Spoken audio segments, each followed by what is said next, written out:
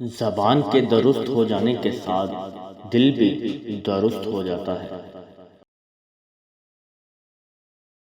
جو شخص کو سال بھر میں کوئی تکلیف، کوئی رنج نہ پہنچے تو وہ جان لے مجھ سے میرا رب ناراض ہو گیا ہے۔ بہتر ہے کہ دنیا تجھ کو گنہگار جانے بنسبت اس کے کہ تو خدا تعالیٰ کے نزدیک ریاکار ہو۔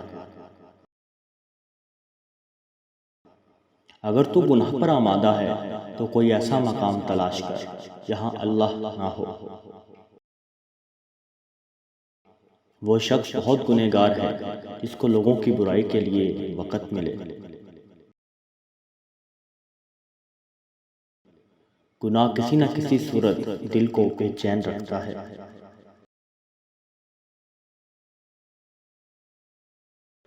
جانور اپنے مالک کو پہچانتا ہے مگر انسان اپنے خدا کو نہیں پہچانتا۔ تلوار کا زخم جسم پر ہوتا ہے اور بری گفتگو کا روح پر۔ کنجوس کا مال اس کی زمین میں جانے کے بعد باہر آتا ہے۔ مت رکھ امید کسی سے مگر اپنے رب سے، اور مت ڈر کسی سے مگر اپنے گناہ سے۔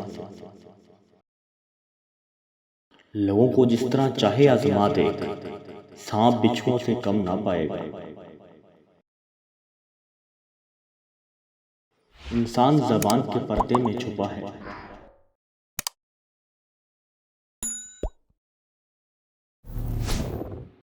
حقیر سے حقیر پیشہ ہاتھ پھیلانے سے بدر جہاں بہتر ہے۔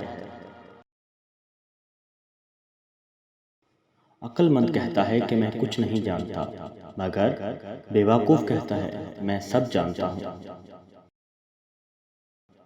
دولت مندوں کے ساتھ عالموں کی دوستی ریاکاری کی دلیل ہے۔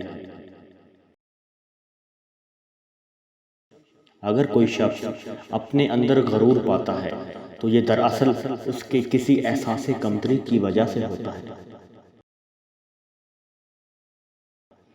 اگر انسان میں 10 عادتیں ہوں اور 9 اچھی ہوں مگر ایک بری ہو تو یہ ایک بری عادت 9 اچھی عادتوں کو بھی غارت کر سکتی ہے۔ سب سے بڑی مصیبت کم مال اور کثرت عیال ہے۔ جو آدمی اپنے آپ کو عالم کہے وہ جاہل ہے، اور جو اپنے آپ کو جنتی بتائے وہ جہنمی ہے۔ عمل کا وقت یہ ہے کہ آج کے کام کل پر نہ اٹھا رکھے جائیں۔ ظالموں کو معاف کرنا مظلوموں پہ ظلم ہے۔